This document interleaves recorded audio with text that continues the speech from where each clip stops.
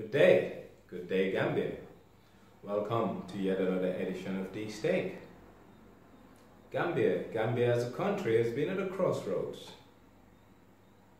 We've gotten away from 22 odd years of brutal dictatorship, but this dictatorship has taken a toll on our lives, our livelihoods, our psyche, and even our mental health.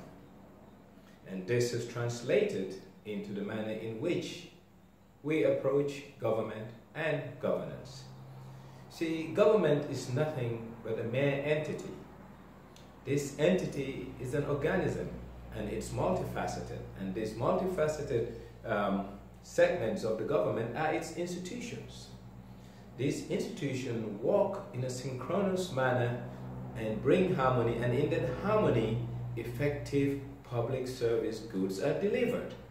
However, we are beginning to see cracks in how these institutions operate. Case in point, the Social Security and Housing Finance Corporation. We all know that this office has been basically a bank, and it has bankrolled the dictator's wants and needs as and when he wanted cash.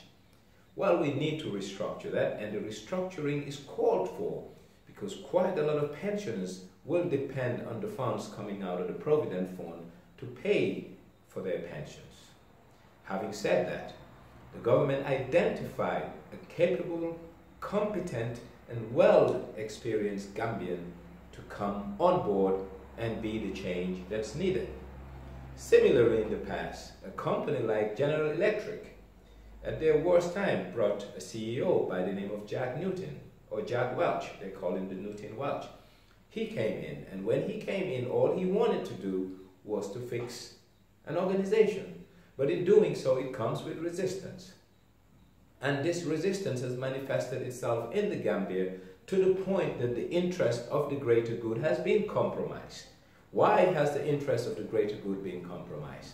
The people who are against the guy who is supposed to be the transformative agent of putting Social Security back in a respectable footing is now facing hurdles within the very organization he needs to lead.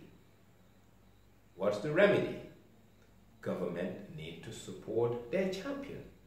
They identify the champion, and they bestowed hope, trust, and confidence in this champion that he can be the change agent needed. Having said that, this issue has been festering for over 4 or 5 months, and I think it has reached a climax. The climax happened today when the staffers padlocked the gates of the institution, not allowing the CEO or MD to come to work. This is utterly unacceptable, and it's something that the Gambia and the government of the Gambia must not accept or condone. Who should take charge? The Secretary General should take charge. Who should take charge? The Minister of Finance, being the line Ministry of Social Security, should take charge. Who should take charge? I believe the board needs to take charge. Having said all this, we witnessed today the security chiefs, i.e.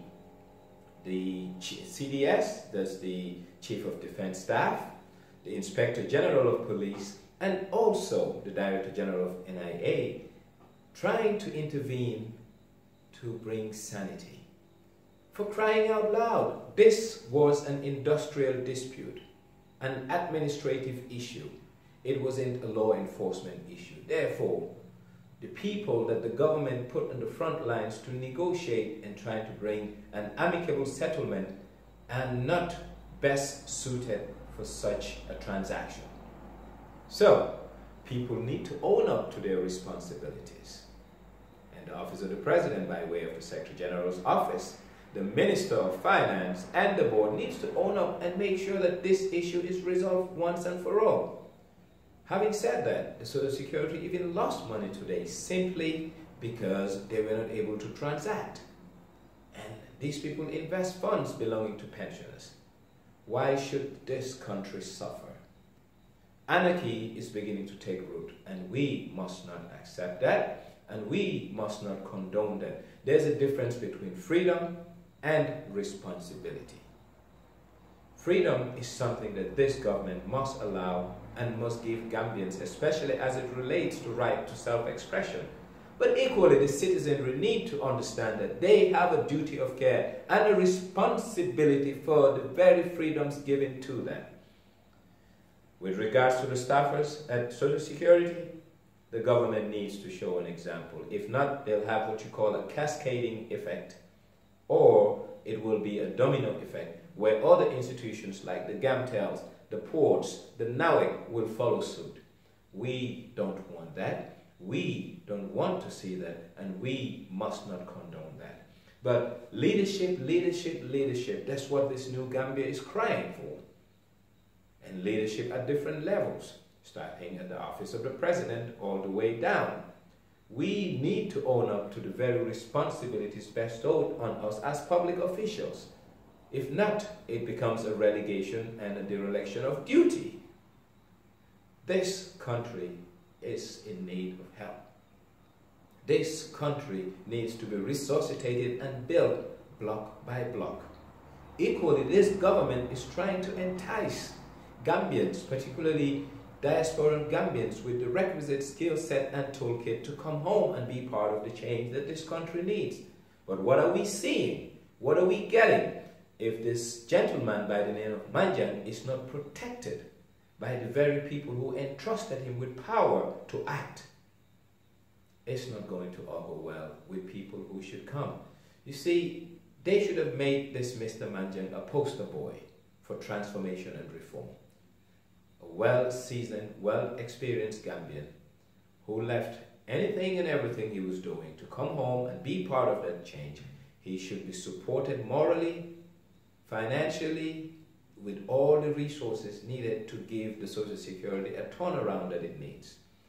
My take is, yes, we need to understand where we're coming from and where we want to go, and the hurdles and bottlenecks inherent in this journey. But we should not condone anarchy. We should not condone lawlessness. And people should assume and take the responsibilities that are inherent in the very positions they hold. So, the board, the Secretary General, the Minister of Finance, the ball is in your court. This is your game. It's your show.